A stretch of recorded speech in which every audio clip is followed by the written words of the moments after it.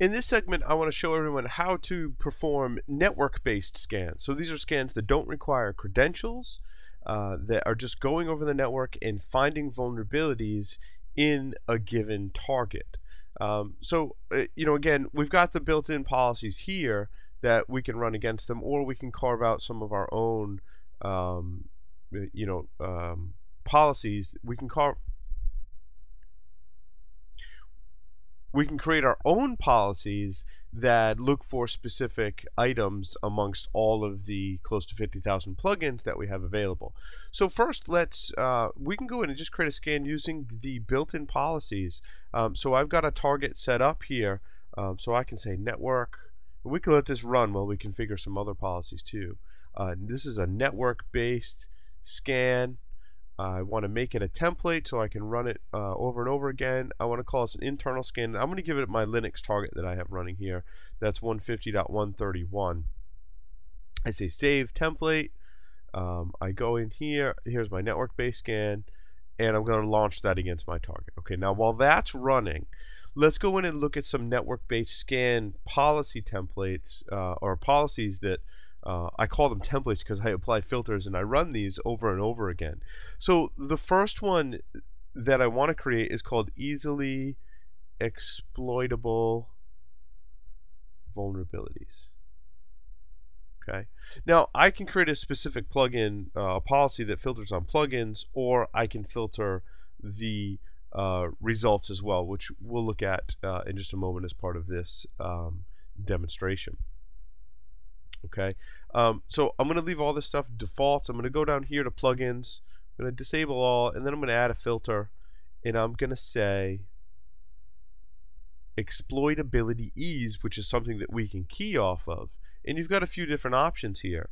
You can say show me vulnerabilities for which there is a plugin where exploits are available, or no exploit is required, or no known exploits are available. So not only will we flag on if there's an exploit is available, but we've got a really nice breakdown of just how exploitable are your targets. So what I like to do with this one, and it's kind of some interesting logic, is I want to see all vulnerabilities that have an exploit or don't require an exploit. So for example, an authentication bypass vulnerability is exploitable by just going to a specific URL on that service. So that doesn't require an exploit other than firing up your browser and going to a URL. So those are in this category.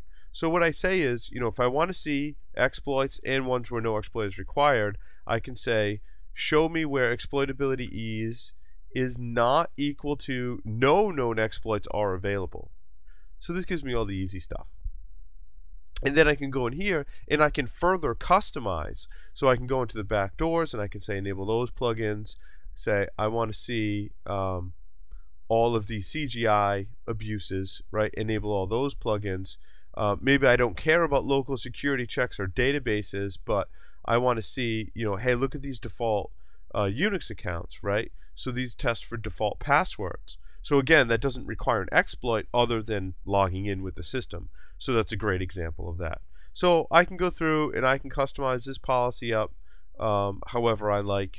I can leave my preferences the way they are, and I can click submit, and now I have a nice policy for finding easily exploitable vulnerabilities right here down at the bottom.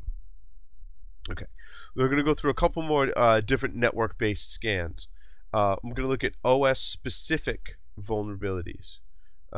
So I can come in here, and the one that I like to do, so I can say these are Windows remote vulnerabilities.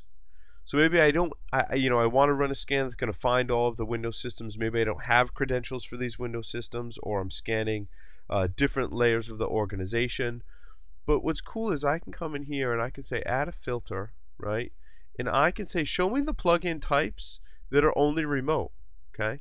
So only plugins that don't require credentials. And then I can come down in here and I can just, just pick a platform as such as Windows, for example. I can say, hey, enable all remote plugins that you have for Windows systems that are specific to software running on Windows systems or specific to the Windows systems themselves. The nice part is we spent a lot of time on the Microsoft side with the bulletins, so you'll see a lot of Microsoft bulletins, as you can see here in the list. So this is a great policy to, if we come back here, Windows remote vulnerabilities is kind of another cool one that I like to create, and exemplifies how you can do remote vulnerability. And we'll look at a full network scan too to see all the different remote vulnerabilities that we can find. Okay. The other thing you can do with policies is you can find new or old vulnerabilities. So if I click add here, I can say scan for new stuff, right? Come down back in here, go into plugins, add a filter, and say, let's see, we can do this by plugin, publication date, or vulnerability. So what's nice is as we write plugins, they may be based on new information about a vulnerability. So if we base it on plugin publication date, this is what's available to you, let's say in the past month. So I'm going to click save there. I'm going to add a filter, and we'll look at all the plugins published in the last month. So I come here, I change my month, I go to March 2nd. Okay, so now what we can look at is everything that's been updated, and this is just stuff in the past month. Okay, oh wait, I'm sorry, I need to change my filter here. Later than, so we want to say plugin publication date later than 3/2/2012, but earlier than today. So this is everything in the last month. One of the things I noticed in the last month, we added some really neat Cisco iOS plugins, which you can see there. So you may want to just use this filter as a way to gauge which new plugins have been created. Of course, the local security checks for each operating system distribution get updated as new security patches come out for the packages that are available in each distribution. So you can see all the new stuff that we have available. Now, the other one that I like to run is we can switch to vulnerability publication date, and we can go all the way back to like 1999 if we wanted to. I mean, it depends on how far back you want to go. I mean, let's look at 2000. So we want to say later than January 1st, 2001, and then we can say vulnerability publication date is earlier than. We can go back here. I mean, we can just, you know what? We can copy this. Little copy and paste, so we don't have to scroll through those menus, right? And I can change this to 12/31. So show me all vulnerabilities from 2001, and I can scan my network for them, for all of these vulnerabilities by enabling all the plugins in these different families. So there's some really cool date range stuff that we can do based on vulnerabilities and based on plugins as well.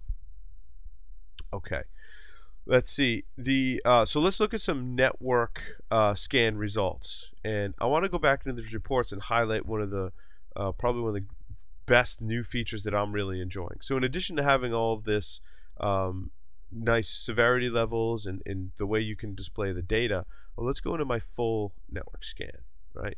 So this is my full network scan. You can see there's lots of results here, right? So I can go add a filter, and I can say, hey, show me what's exploitable with Core Exploit Framework, and that will show me the vulnerabilities in my results now. So you can filter plugins and you can filter results. In my results, show me where there's an exploit available for anything, and this is any kind of exploit, easily exploitable if a vulnerability exists. If it doesn't exist, we pull from several different sources. So you can run regular full scans of your network and then just filter on the results. And the nice part is when you download report, which I'll show you later on, some of the features we added there and what's available, is what you filter on here is what is contained in the report. So you can produce specific reports for different audiences. So again, you can do the same thing with your, you can say vulnerability publication date. Obviously that's everything, and you can go back and say, well, just show me the stuff that's maybe earlier than July last year, for example. So you can say, show me some older vulnerabilities that exist on my network based on the results, which is really, really nice. Risk factor is this is great. one of the new features is to be able to filter on risk factor. So I can say, show me everything that's a critical rating. And then if I change my filter to any, just like we can do with plugins, filtering is the same. I can go back into risk factor, right? And I can say, show me stuff that's high, risk factor high. And since my filter is any, that shows me all high and critical vulnerabilities. That was a big request for people to be able to produce a report based on multiple different criteria. And then, I mean, you can go in here and you can add more. You can say, then show me high and critical for which there's an exploit available. So that's some really great. You can also do plugin type, so you can say, show me what's remotely exploitable on those networks. Of course, you have to change your filtering criteria. So if I were to remove some of this criteria, you could say, show me plugin type is remote for which there's an exploit available, would be so equal to true. And then I want to change my filter to all, so it meets all of my criteria. So now here are remotely exploitable vulnerabilities for which there is an exploit available. That's something you might want to pay attention to. Okay, so that's network-based scanning.